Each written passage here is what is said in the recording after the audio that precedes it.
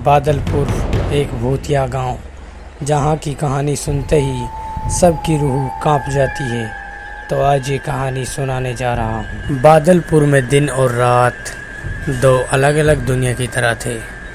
सूरज की रोशनी में यह गांव जितना शांत और सीधा साधा दिखता था, सूरज ढलते ही यहाँ का मंजर उतना ही खौफनाक हो जाता था।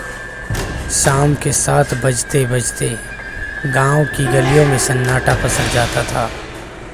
लोग अपने घरों के दरवाजे और खिड़कियां इस तरह बंद कर लेते थे जैसे बाहर कोई मौत ताक लगाए बैठी हो। परिंदे तक अपनी चहचहाहट भूलकर घोंसलों में छिप जाते थे। इसी खौफ से बेखबर होकर पास के शहर से आ रही एक पैसेंजर ट्रेन की बग्गी में 2 दोस्त बैठे थे, अमित और राहुल। ट्रेन अपनी धीमी रफ्तार से बादलपुर स्टेशन की तरफ बढ़ रही थी। बोगी में उन दोनों के अलावा और कोई नहीं था। बाहर घना अंधेरा हो चुका था और खिड़की से सिर्फ दूर जलती हुई धुंधली रोशनी दिखाई दे रही थी। अमित खिड़की से झांकते हुए बोला, यार राहुल, इस बादलपुर के बारे में जो बातें सुनी हैं, क्या वो सचमुच सच है? लोग कहते हैं कि रात को जो बाहर रह गया वो कभी वापस नहीं मिलता।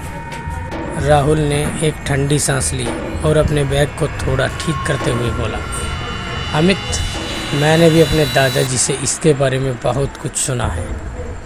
वो कहते थे कि बादलपुर का इतिहास बड़ा अजीब रहा है। दिन में तो वहाँ सब कुछ सामान्य रहता है, लेकिन रात होते ही पूरा गांव किसी कब्र की तरह तब्दील हो जाता है। कोई पुरानी हवेली या कोई अनसुलझा साया है जो रात को बाहर निकलता है। अमित थोड़ा मुस्कुराया, हालांकि उसकी रीढ़ में भी एक हल्की सी सिहरन दौड़ रही थी। अरे यार, आज के ज़माने में ये सब भूत प्रेत सब अंधविश्वास है। ट्रेन बस पहुंचने वाली है, वैसे भी हमें तो बस अपने दोस्त के घर जाना है। सुबह काम ख़त्म करके निकल लेंगे। अरे यार अमित, अंधविश्वास होता तो पूरा गांव रात को अपने घरों में क्यों दुबकता? राहुल ने गंभीर आवाज़ में कहा, मैंने सुना है कि वहाँ रात के वक्त अजीब अजीब आवाज़ें आती हैं, कभी किसी के रोने की तो कभी किसी के पायल की छनछनाहट। और सबसे बड़ी बात, स्टेशन पर उतरने के बाद गांव तक जाने वाला जो रास्ता है वो घने जंगल से होकर गुजरता है। ट्रेन एक झटके के साथ बादलपुर स्टेशन पर रुकी। अमित और राहुल ने अपना सामान उतारा और सामने की ओर देखा। उन्होंने देखा कि सामने एक चाय की टपरी वाला खड़ा है और चाय बेच रहा है।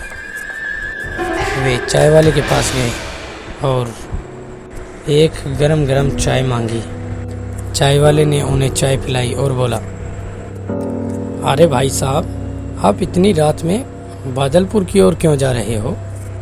अमित ने कहा, अरे भाई कुछ नहीं, हमें थोड़ा काम है, अपने दोस्त के यहाँ जा रहे हैं। चाय वाला बोला, अरे भैया, अगर तुम मेरी मानो तो आज बादलपुर मत जाओ, क्योंकि जो बादलपुर का जंगल है वहाँ पर एक आत्मा का साया है और अब तो रात के लगभग 12 बज चुके हैं। अब तो वह जंगल से बाहर आ चुका है। अगर आप मेरी मानो तो भैया वहाँ पर मत जाओ। अमित बोलता है, अरे नहीं भाई, कोई बात नहीं, ये सब पुरानी कहानियाँ होती है। आज के ज़माने में ये सब बातें अंधविश्वास है, ऐसा कुछ नहीं होता।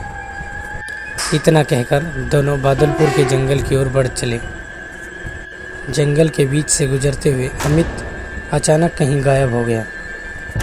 राहुल ने आवाज़ लगाई तो देखा अमित राहुल के पीछे खड़ा था और अमित के पीछे एक काला साया भी नज़र आ रहा था, जो जंगल के बीच से अमित के पीछे पीछे आ रहा था। उसके पैर हवा में उड़ रहे थे। फिर दोनों ने अपने कदम तेज किए और आगे की ओर बढ़ने लगे। राहुल को नहीं पता था कि अमित अब उस साए की चपेट में आ चुका है।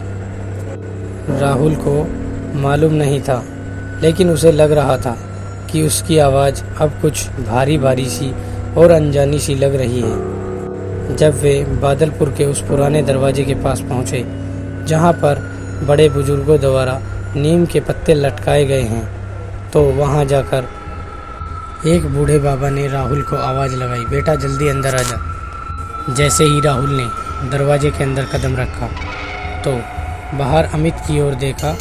अमित की आकृति अब कुछ अलग ही नज़र आ रही थी। उसकी आकृति एकदम पारदर्शी और भूतिया लग रही थी। फिर अमित डरावनी आवाज़ में बोलता है, राहुल तू बच गया मेरे दोस्त। मैंने अपनी जान देकर तुम्हें बचा लिया, वरना आज हम दोनों की मृत्यु हो जाती।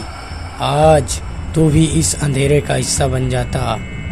बादलपुर गांव का